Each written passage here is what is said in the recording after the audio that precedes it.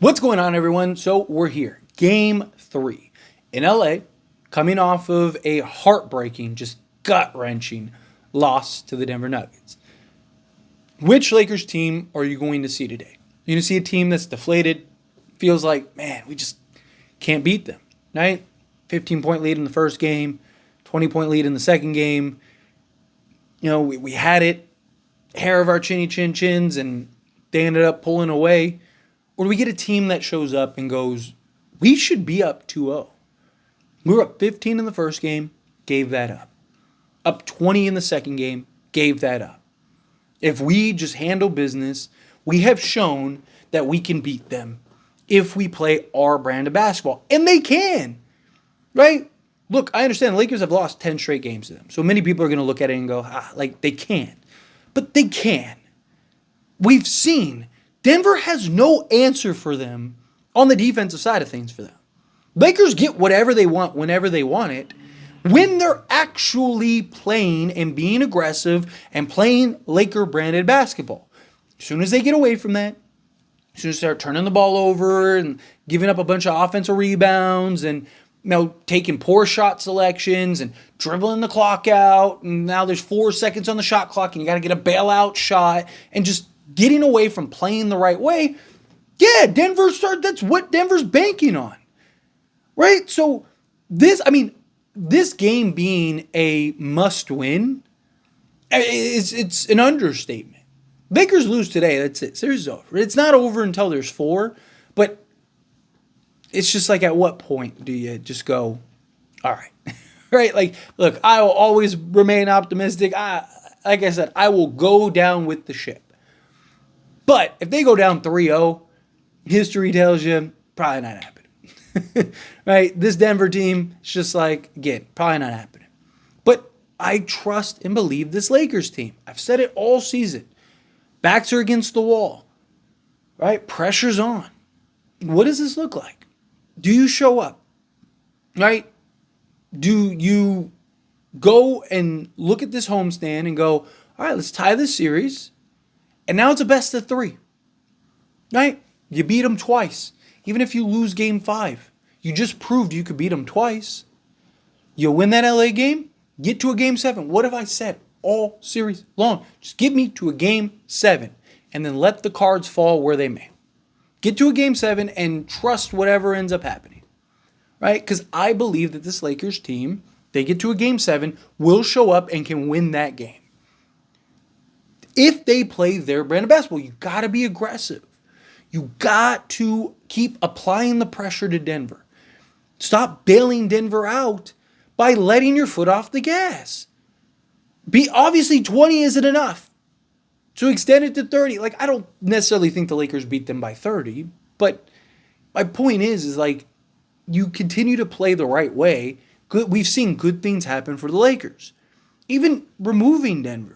Right? I say it all the time. Every time the Lakers have 32 plus assists, 30 plus assists, and 10 or fewer rebounds, they don't lose. They don't lose. Right? But again, this Lakers team just can't seem to put it together against Denver. Denver just waits and waits and waits and waits. Because the problem is, too, in a lot of ways, we can't stop Denver either. But when we go and extend, and if we have a 15, 20-point lead, we don't have to. You just have to keep putting your foot on the gas. Stop bailing them out, right? Because we go on these stretches where we go on this like 5-minute stretch where we can't score the basketball, and then we can't stop them, and they just keep scoring.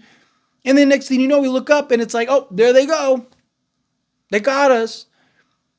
But a lot of it is the Lakers' own doing. It's not like Denver's locking us up and they're just deciding for 5 minutes a game they're just going to lock down and completely shut us out. No, it's us getting away from what was working. It's us turning the ball over, chucking up shots, bailout shots, all of those things. They impact us. We got to put it together for a full game 4 times, and I believe we can win this series. And a lot of people believe it's over, and a lot of people are counting out the Lakers. I'm not yet. Lakers win these 2 home games, it's a whole new series, whole new ball game, and we're in it. It's unfortunate we're not getting Jared Vanderbilt or Christian Wood back this game. but I said it in the video earlier today. Can't really miss what you don't have, right? And look, it would be great, like, if you could build some momentum here, right? Beat Denver in game 3. Maybe you get them back for game 4, and that builds some confidence. It's like, oh man, yeah, we just beat them. We're getting 2 key guys back that are huge, that can really kind of, and again, in a series that is so marginal, everything's just like, so tight and close. Even just like a little 6-minute stint from each of those guys could be the difference in you winning or losing a game. Hey, Jared Vanderbilt goes and gets a loose ball, or a offensive rebound or something that leads to again, could be a completely different game, completely different series. So it would be nice to get them back, or even if you win the 2 home games, you get them back for that Denver game, right? So we'll see when they come back and if they come back this series, right? But nonetheless, right, you have enough. Our bench has to show up. We have 17 bench points, and they're all from Taurean Prince. Now, look, I like Taurean Prince. I have been very defensive of Taurean Prince all season. I have talked heavily about Taurean Prince this season because I think he has a bad rep, not because of him, but because Darvin Ham. Darvin Ham's overutilization of him and just like over-reliance on him. And it's just like, it's put a bad taste in everybody's mouth. But it's not on him. He's just playing the minutes that are given to him. He's just playing the role that's given to him. And he's the only bench guy that's scoring. Be aggressive. Put the pressure on them. Bench, same thing. Spencer Dinwiddie should be able to just get to the basket when he wants. Like, that's what he's good at. If I'm Darvin Ham, I'm telling Spence, like, dude, quit being so passive. Go get a bucket. Go. I need 20 tonight. Right? Put it on him. Even if he doesn't get it, let's say he gets 10. You probably win. Hey, like, dude, I need you. Now, obviously, he's got to play the minutes and stuff like that, and he's got to have the ball. But, like, I've had people point out, well, they've only gotten, like, so many attempts. Yeah, but that's just because they've only gotten, like, 3 attempts doesn't mean that they've only had the ball 3 times. Spencer Dinwiddie has the ball all the time, and he's just being all passive instead of taking his guy off the dribble. Right? Like, there's times where, like, Christian Brown's on him, and it's like, dude, abuse him. What are you doing? The guy can't guard you. Stop. Right? Just put it on the deck. Be aggressive. Get to the basket. Right? Gabe Vincent, he's got to start finding a shot. He's got to start hitting some shots here. Right? Like, he's defensively has been excellent, but we need him to start finding a shot. This is the time of year where we need him. Right? He could be very important, very impactful for the Lakers. So it'd be great to kind of get Gabe Vincent going and have him be a guy that can be a key contributor.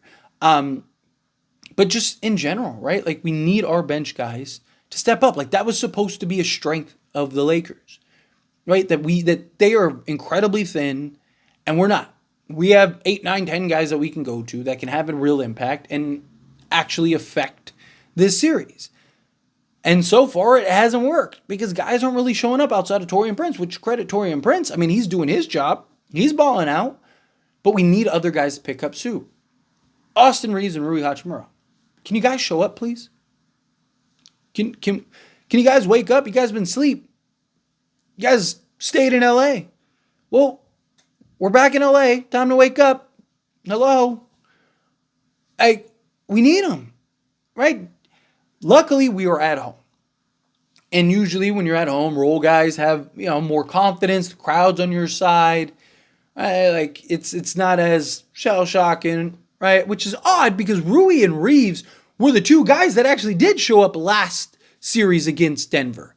Right? Reeves averaged like 20 that series and Rui averaged 15, if I'm not mistaken, right? Like, and now they're like unplayable. And it's like, dude, we need you guys. You guys show up, we win. If they can just play the game. And I'm not saying that they have to go and drop 30 or something crazy like that, but like, come on, man. Like, can you at least make layups? Can you be aggressive and put some pressure on Denver? Especially Rui. Like, they can't stop Rui. Like, most of the time they have Michael Porter Jr., who, don't get me wrong, he's long and lengthy, but he doesn't have the physical strength and the lower center of gravity just to keep up with Rui. Rui just bullies him. All right, but you got to finish that. You got to make those shots. Being at home, I'm hoping that this will kind of get them going. This will kind of wake them up. Right? D'Lo usually plays better at home. Reeves plays better at home. Rui plays better at home. Right? So hopefully this will kind of rise the tides a little bit for all the Lakers and kind of get in a position where it's like, okay, we're back, baby. Let's get it. Let's go. All Right? At least that's the hope. And we're going to find out. We're going to see. So real opportunity. This is, in my opinion, this is it. This is do or die. These next two games are do or die. You win both of them, we in it, baby. You lose one of them, it's likely over. Right? Like, yeah, LeBron came back down 3-1 against the Warriors. This isn't the Warriors, but LeBron was also like 10 years younger. It was a different world. If we had 27-year-old LeBron, I'd have zero doubt. I'd be like, no, we might win the next four. Right? Like, relax. Like, but this isn't. It's 39-year-old LeBron. Right? So, he has that game in him that he's trying to save. It'd be nice if we didn't need that till game 7. Right? It'd be nice if, like, we win game 3, win game 4, right? Tie the series. Whatever happens in game 5 happens in game 5. Win game 6. Get to a game 7, and it's like, all right, Bron, this is what we need you for. And then LeBron go drop a 40-point triple-double, and we win that game. And now the series is over, and Lakers shock the world. It's the hope. But anyway, as always, this is a discussion. Pass question on you. Let me know your thoughts and opinions down in the comments below. What do you think? How do you feel? Think the Lakers finally get that win? Do you think they finally get the monkey off their back this game? Do you think, like, no, like, Denver's going to get it. Denver's going to handle business. Look, they've beaten us 10 times. But again, I'm always going to remain optimistic. I'm always going to remain hopeful. I'm going to always have a level of belief that the Lakers can get it done. Right? I've said it from day one. You get that one game, and it can change everything.